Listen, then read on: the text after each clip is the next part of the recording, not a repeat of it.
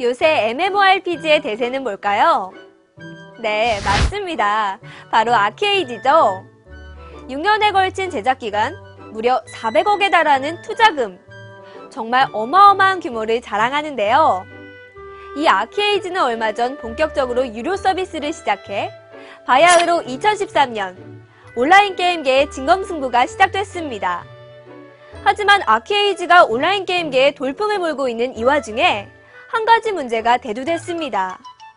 바로 다른 게임들보다 높은 그래픽 사양인데요. 지포스 GTX 680도 버벅인다. 권장 시스템은 턱없이 부족하다는 등 아케이지의 그래픽에 대한 우려가 많아지고 있는 추세입니다. 그래서 제가 이 놀이구실의 안방마님 최정은이 엔비디아 지포스 그래픽카드를 무려 6개나 구해서 그 소문이 사실인지 확인해봤습니다. 자, 출발하시죠. 컴온!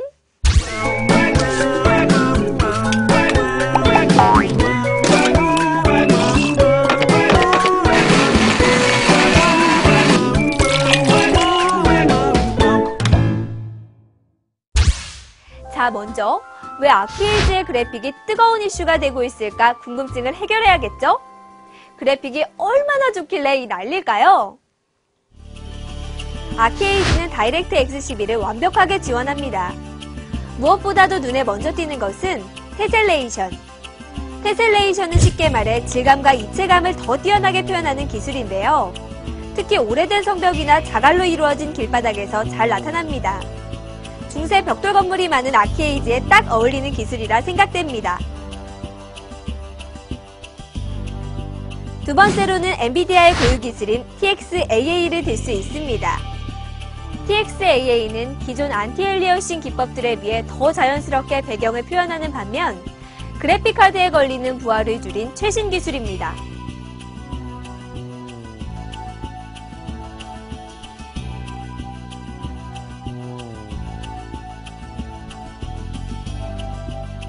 게임을 진행하면서 점점 아케이지의 세계에 빠져들게 하는 요인이 될 것 같습니다. 세 번째는 크라이엔진3입니다. 전 세계적으로 유명한 크라이엔진3는 특히 물 표현이 뛰어나 바다를 배경으로 한 아케이지의 안성맞춤이라는 평가인데요. 풀옵션에서 바다에 배를 타고 나가면 현실처럼 느껴질 정도로 정교하게 표현되었음을 알 수 있습니다. 그리고 태양이나 가로등 같은 광원의 처리나 천, 목재의 질감에서도 크라이엔진3의 특징이 잘 나타나 아케이지의 진면목을 맛볼 수 있겠네요.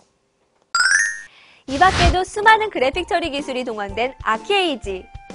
그래픽 요소 하나만큼은 가히 국내 게임 중 최고라 평가할 수 있습니다. 이런 모습들 때문에 각종 우려 섞인 소문이 무성해지는 건가 보네요. 자, 이제는 엔비디아 지포스 그래픽카드들의 성능을 본격적으로 살펴보겠습니다. 이번 놀이구실을 위해 특별히 EM텍에서 협조해주셨습니다. EM텍 고마워요. I love you. 와, 무려 그래픽카드가 6개. 엔비디아 지포스 GTX 650부터 680까지 모두 모였네요.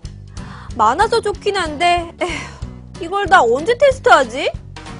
EM텍 관계자분들 참 고맙습니다만 덕분에 집에도 못 가고 테스트하겠네요. 고맙습니다. 꼬이꼬이. 테스트 옵션은 매우 높음, 어중간, 낮음으로 3번씩 세계 지역을 돌아다니며 실행했습니다.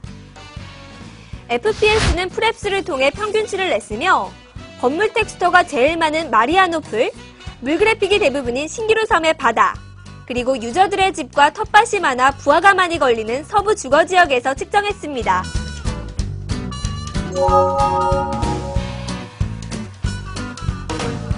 먼저 풀옵션으로 플레이. 70만원대 거물인 GTX 680의 성적부터 보시죠. 역시나 비싼 몸값을 자랑하는 걸까요? 마리아노풀 56프레임, 신기루섬 55프레임, 서부 주거지역 52프레임을 기록했습니다. 끊기는 구간 없이 배경이나 오브젝트 표현이 아주 뛰어나네요.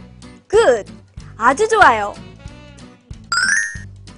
그럼 40만원대 GTX 670은 어떨까요? 짜잔! 마리아노풀 55, 신기루섬 52,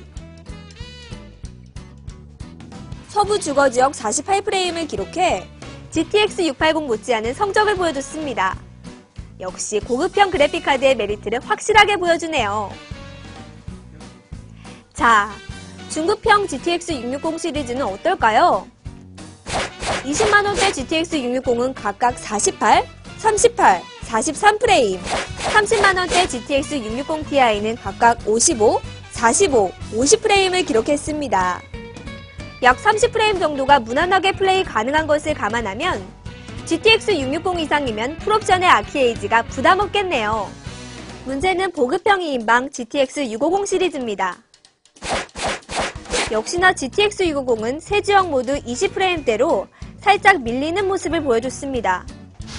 플레이가 불가능한 것은 아니지만 급격한 방향 전환이나 텍스처가 많은 곳으로 이동 시 불편함을 약간 느낄 정도였습니다. 반면 GTX 650 Ti는 각각 42, 31, 37프레임으로 턱걸이 합격! 10만원대 그래픽카드로는 풀옵션이 살짝 어렵다는 결론이군요. 아쉽다. 그렇다면 정말 안타깝지만 풀옵션의 화려한 아키에이지는 포기하고 어중간 옵션으로 플레이한다면 어떨까요? 보기 쉽게 그래프로 정리해 드릴게요. 여러분의 시간은 소중하니까요. 당연한 얘기겠지만 고급형 그래픽카드들은 어중간 옵션에서도 선전해 보였습니다. GTX 680부터 GTX 660까지 대부분 80에서 90프레임을 기록하는 모습인데요. 풀옵션과 비교했을 때 주의 깊게 보지 않으면 모를 정도의 차이니까 플레이 중 자신의 PC가 살짝 딸린다 싶으면 중간 옵션으로 낮추는 게 지혜롭겠죠. GTX 650 시리즈도 어중간 옵션에서 좋은 모습을 보여줍니다. GTX 650 Ti의 경우 상위 형님들과 마찬가지로 60에서 80프레임을 기록. GTX 650은 49에서 54프레임 정도니까 넉넉히 플레이할 수 있겠네요. 제일 낮은 옵션은 설명을 안 드려도 GTX 650을 제외한 모든 그래픽카드가 100프레임을 넘기며 좋은 성적을 거뒀습니다. 하지만 이 화려하고 수준 높은 아키에이지의 그래픽을 낮은 옵션에서 플레이한다는 게 너무 아까운 일이겠죠?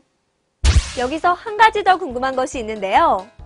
과연 600 시리즈 이하의 구형 그래픽카드에서도 아키에이지를 풀옵션으로 돌릴 수 있을까요? 일종의 언저리 PC의 도전기죠? 지포스 GTX 250으로 한번 도전해봤습니다. 역시나 풀옵션에서는 세 곳 모두 17, 18프레임을 기록해 뚝뚝 끊기는 느낌이 심합니다. 더군다나 방향 전환이나 건물이 많은 곳에 진입 시 1, 2초간 멈춰버리는 사태가 발생했습니다. 테스트에 동원된 그래픽카드 중 가장 낮은 사양인 GTX 650과 비교해봤을 때도 성능차가 매우 심했는데요.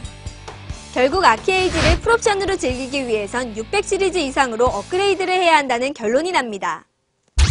오늘 테스트한 그래픽카드 6개 중 가격 대비 성능이 가장 나은 것은 대략 GTX 660일 것 같네요. 풀옵션에서 40프레임대의 성능이지만 가격은 약 20만원대. 가장 적절한 가격에 유저들의 만족도가 높을 것으로 전망합니다. 물론 GTX 660 Ti나 그 이상급도 메리트가 있지만 가격 면에서 GTX 660이 살짝 점수를 더 받았겠죠?